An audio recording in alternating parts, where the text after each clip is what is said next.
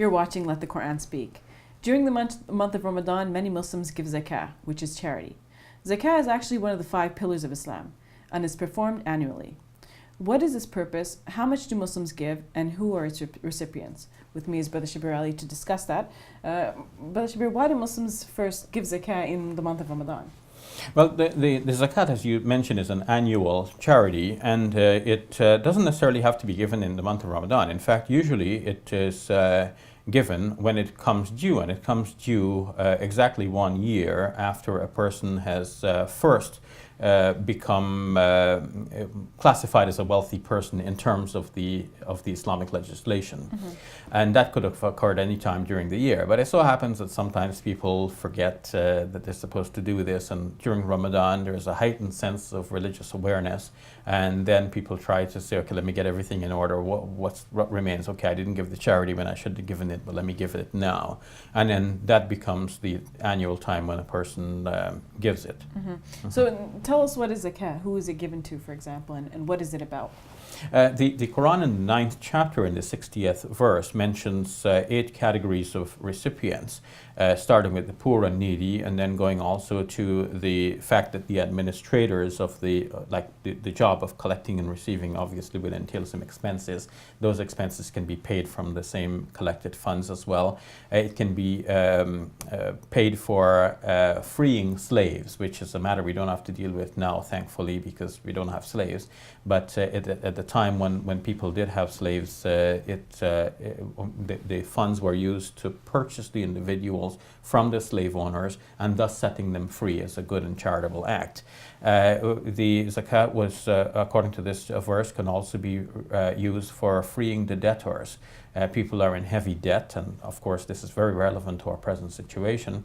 The charity can be used to clear the debts of the individual so that people can be free of debt. Mm-hmm. The charity can be used for the person who is traveling, and though this person might have been wealthy otherwise, the person may be struck by some unlikely incident that leaves them stranded on the way. I know we get emails from people who say that they're stranded, whereas in fact they're not. So we have to be careful mm-hmm. about fraudsters out there.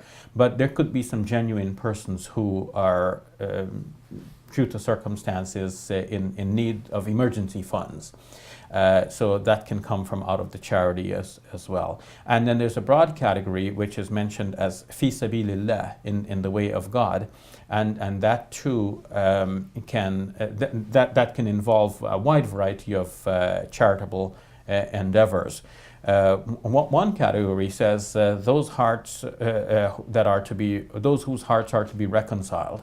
And in classical Islamic interpretations, it was thought to mean either non-Muslims who, by giving them charity, that will soften them up and make them more recipient to the idea of Islam, or it could be new Muslims who they have now entered the faith and they're facing a lot of opposition from their families and so on, and they could really benefit from some of the charitable gifts from Muslim quarters, especially since by embracing Islam they often have to leave their family situation and sometimes their wealth behind. And this too is very relevant to our present situation, because we do have many people who embrace Islam, and they are sometimes, as a result of embracing Islam, cut off from their families and from their usual support from their families. Mm-hmm. How would you respond to the claim that some people make that Zakah only makes sense within the context of a Muslim-run state? Well, in a Muslim-run state, because there's someone to administer the zakat. Yes, and then just as let's say taxes are administered in most parts of the world, the Muslim state would administer this charity by sending its representatives to evaluate the possessions of wealthy persons, and also to collect the charity as they become due. But that doesn't mean it doesn't make sense elsewhere. It does present a difficulty to Muslims, let's say in Canada or some other parts of the world, where we are made to pay taxes within our local systems. For social services. Yes, for social services. And then a Muslim might ask, well, if you're paying taxes already, why do we have to still pay zakat as we've normally done in Muslim countries? And at first, somebody hears this and laughs at the thought, because it seems like an irreligious way of putting things, as if zakat is not a religious obligation, and the taxes that we pay in a country, let's say like in Canada, would alleviate our need to pay the zakat. But on closer inspection, actually, we see that the taxes that Muslims pay wherever they live and work, actually it does a similar function that the zakat would have done in a Muslim country. The Muslim is required to look after his or her neighbor, and we can look after the neighbor as much as we know of their needs, but by paying into the public treasury, which is what the zakat does, we equip the state to look after the neighbor. Mm-hmm. And this is what most modern taxation systems do. They provide public services that we could not provide as individuals, and they charge for those services by taxing the wealthy persons. And sometimes it's a redistribution of wealth, which is an Islamic thing.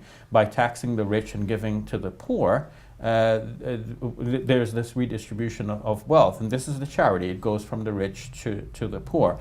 So it seems to me that this is one of the areas that Muslim scholars need to seriously look at in modern times. The spirit of Islamic teachings has always been to not burden Muslims with more than what God has burdened them with. Mm-hmm. Yes, the stipulation of the zakah is mentioned in the classical Islamic sources, and there's no getting away from the fact that this is mentioned.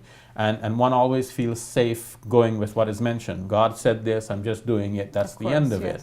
Mm-hmm. But at the same time, Muslim scholars who have the qualification and the know-how, and they can understand the spirit of what was legislated in the Quran, should look at the fact that Muslims have to pay taxes elsewhere, and ask seriously if it's possible to consider the modern taxation systems as a substitute for at least a part of the charity that Muslims are required to pay. Mm-hmm.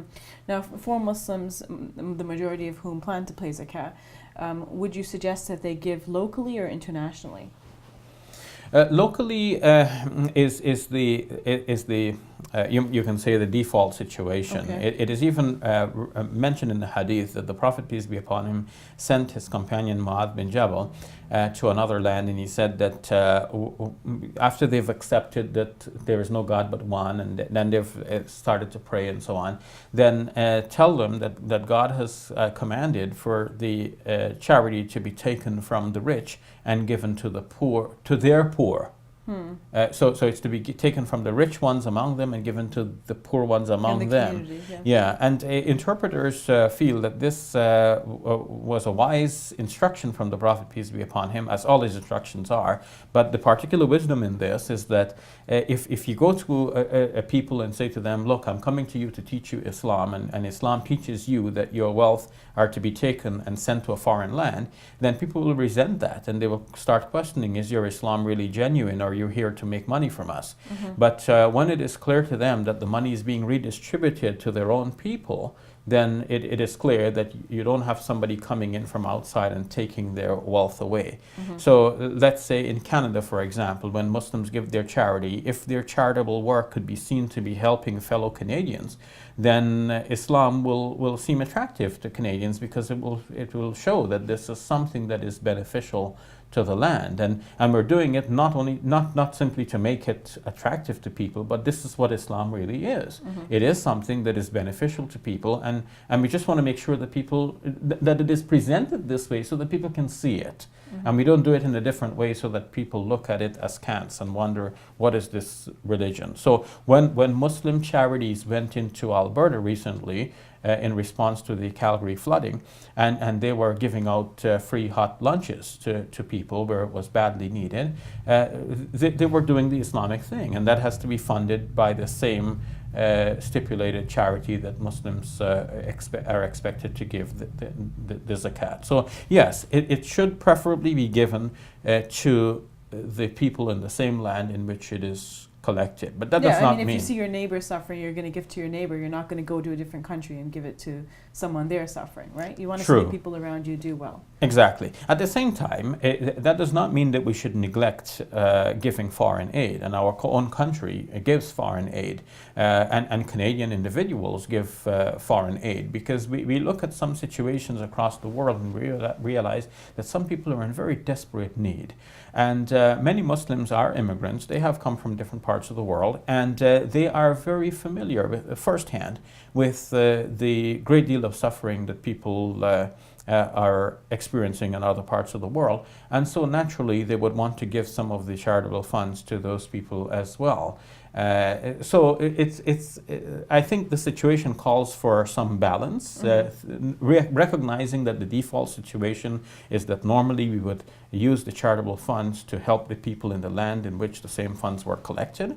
But at the same time, we don't want to neglect our obligation to people who are suffering in other parts of the world. All right, thank you for that, Brother Shabir. You're welcome. We'll take a break. When we return, we will answer questions we've received from you, our viewers.